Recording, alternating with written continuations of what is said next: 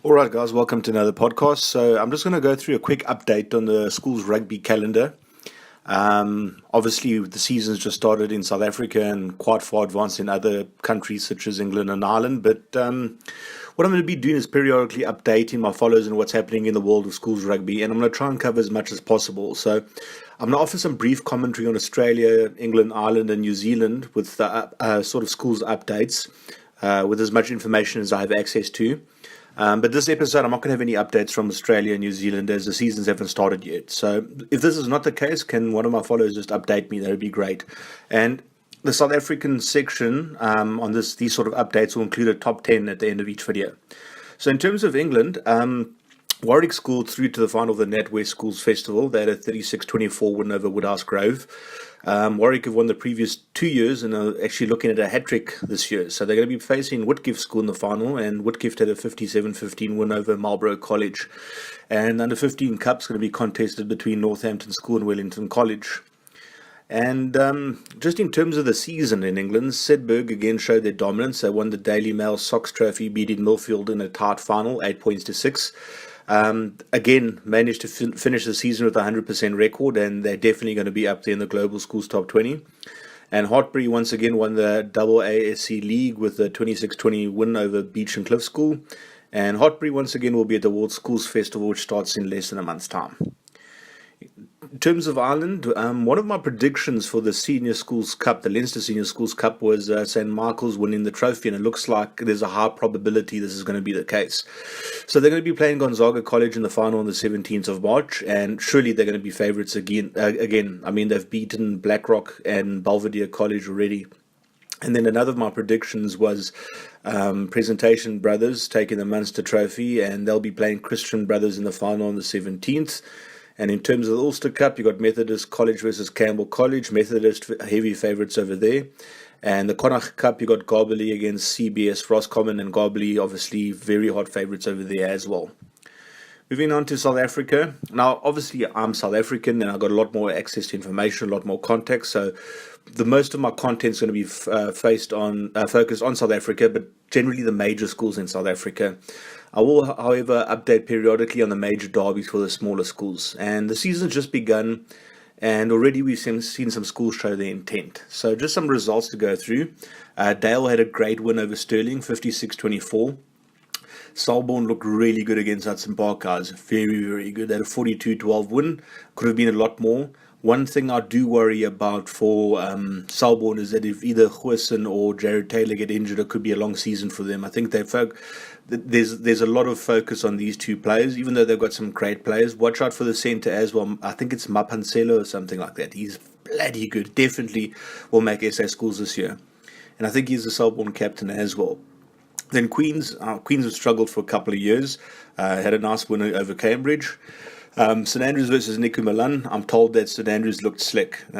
Very easy win for them, 47-12, and Niku Milan generally aren't a pushover, so great win for them there. Bull and Landbou, they had a very, very strong win against Belleville, and then played to a draw against Gasfontein. Paul Boys played against a club from Argentina called Cuba, 32-12 win there. Then they played Drosti, and Drosti again, another school that's nobody's pushover, but look at that score, 64-3. So showing some early season intent in a big way. And then Stellenbosch, actually quite a shock. I mean, look, apparently this group was quite good at under 16 level, and they've come through together. But Oakdale, generally a very strong school, so 21-10 win over there is quite impressive. And then Paul Jim beating Durbanville 32-0. Again, I don't expect Paul Jim to be that strong this year compared to previous years. And I think if you take a look at the under 17 group, who next year will be under 18, they're going to be very, very, very dangerous. So Weinberg thought they would be clever and send their second and third string players to play Milnerton, and they paid for it, 44-14. Affie's had a strong win against Diamantval, 52-25. Menlo against Transvaal, 25-8 to Menlo. And Monument and Nelspruit, look at that, 71-7. And apparently Monument were playing unbelievable rugby. I've been told by one of my contacts up north that this team looks dangerous, guys. Looks very, very impressive and very slick. And then Hilton against DHS, comfortable win for Hilton. DHS, obviously, Scott Matthews left them as their head coach, so a bit of instability over there. Glenwood had a good win over Westfield, 22-7, but apparently the game was a lot tighter than it suggested. Kersney, very comfortable win over Sarl Cilliers. And then look at this one, guys. Northwood against Maritzburg. Northwood winning 30-26. And that is the first time Northwood have ever beaten Maritzburg College. First time in their history. So a massive result for them. And then we got Grey College. They beat Danefeld 60-21. And then they beat Volcom Gym 29-0. And from what I'm told, they weren't looking too impressive on the day against Volcom Gym. I mean, normally Grey put 50, 60 points on the board against Volcom Gym. So maybe just some early season, issues to sort out and all the rest of it. But I still expect them to be strong in the number one team in the country. And then some upcoming fixtures. 12th of March, which is today. Some games to look out for. Sachs against Stellenberg. I think that'll be a tight one. Then a big one, Paul Roos against Paul Boys. Then the 15th of March, Uffies against Stellenberg. It's a Noord-Suid Festival, which for my international followers is north-south, so it's basically northern schools against southern schools. You can catch that live on School Sports Live. I'll leave a link for you in the section below. Then the 16th of March, we got Graham Rugby Day. Some fixtures from there that should be interesting will be Queens against Framesby. I think Framesby will take that, but Queens look a lot stronger this year than they have for a couple of years. Grey against Hudson, I think very comfortable for Grey. Selborne against Marlow, very physical game. Marlow, very tough farmers over there, but I think Selborne will take it. Kingswood versus Pearson, definitely think Kingswood will take that. It's the 125th anniversary this year, so very big year for the boys from Grahamstown. St Andrews versus Sax should be a very interesting game. Should be a very, very interesting game. I'm leaning towards St Andrews, and I hope St Andrews beat Sax very comfortably, because I think with the World Schools Festival, they need to look at some Eastern Cape schools. We got 0 Eastern Cape schools represented in this tournament, and to me it's a shocker.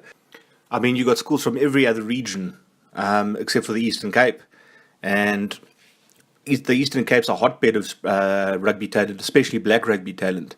So I hope St Andrews gives Sax a good thrashing, and I hope that this will make the World Schools Festival organisers listen a little bit more and include more schools from the region. Then you got Graham versus Dale. I think Dale will be way too strong for Graham, even though it's like they'll be on home turf. Dale really impressed me on the border schools day, I must admit. And then you've got the Noord-Suid Festival. Again, these games you can watch on School Sports Live. And I mean, look, this is going to be the pick of the fixtures. So we've got Waterkloof against Boland Landbou. I think should be a tight game. I think Landbou will probably squeeze past. Hultmekaar against Paul Boys. I think Paul Boys very easily. Menlo against Grey. This will be a tough one, because this Menlo team were the only team to beat Grey at under 16 level. So it'll be a tough game. Monument against Paul Gym. I mean, Monument are running rampant apparently, yeah? So expect a tough one from for the boys from Paul, but never discount them. So don't expect a massive thrashing, but I still think it'll be a fairly comfortable win for Monument. Garsfontein versus Outeniqua. I'm not calling that. That is going to be way too tight to call. Depends which team shows up on the day, frankly. And I think maybe travel might be a bit of an issue. But we'll see. I think that'll be the pick of the fixtures in terms of competitiveness. I could be wrong, but I think that'll be a very tough game to call. And then just some final fixtures. St. Charles are playing my class, and then Kersney against Hilton. This is basically a derby game. A big derby game is St. David's against St. Stithians. And then St. John's are taking on St. Albans. And St. John's, I expect them to have a very, very strong team this year. Okay, so let's get to the top 10. And just remember, we're at the start of the season, so this is going to change a hell of a lot. And some schools like Paul Roos haven't even played a game yet, so they haven't been included. So in 10th place, I've got St. Andrews College from Grahamstown. Really good win over Niku Milan. And I think they got a great team and probably have a very, very good season. The 9th place, I've got a tie between Uffies and Hultmekaar. 7th place, I've got Glenwood. 6th, Paul Gym. 5th, Selborne. 4th, Menlo Park. 3rd, Paul Boys. 2, Grey College. And 1, Monument. So that's my top 10 there, guys. Let me know what your thoughts are, and thanks as always for watching. Obviously, like, we're only 1 or 2 games into the season, right? So at the end of the day, the top 10 is going to look completely different by the end of the season. And again, just my opinion. It's not a case of this school should beat this school, whatever. We will see as the season progresses. And I think even after this weekend of rugby, you're going to see that top 10 change completely. Anyway, have a great week further. And as always, I look forward to your feedback and thoughts. Cheers. Bye.